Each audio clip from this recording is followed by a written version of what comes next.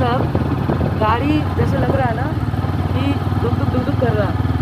Level गाड़ी का बोल मतलब चाह रहा है कि जोर से बोले, लेकिन बोला ही नहीं जा रहा है।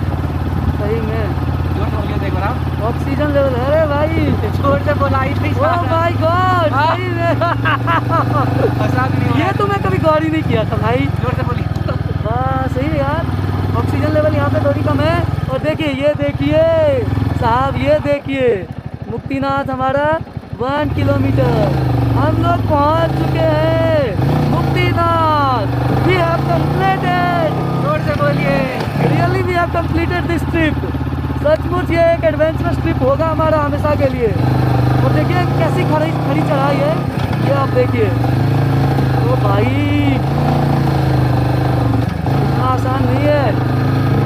अगर आप ये वीडियो देख रहे हैं तो देखते रहिए, कुछ ही मिनटों में हम लोग पहुंचने वाले हैं मुक्तिनाथ मंदिर 13,000 फीट ऊपर।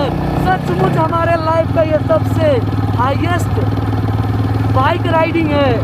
हमने कई सारा ट्रिप किया है बाइक राइड का, लेकिन ये बाइक राइड सच में कुछ अलग है। देखिए कितना यू टर्न है, गाड़ी एकदम सो के जा रहा है भाई। हाँ, जो मज़ा बाइक में है वो बाकी किसी और गाड़ी में कहाँ साहब। देखिए ना, देखिए, अरे देखिए तो साहब, ओ तेरी का।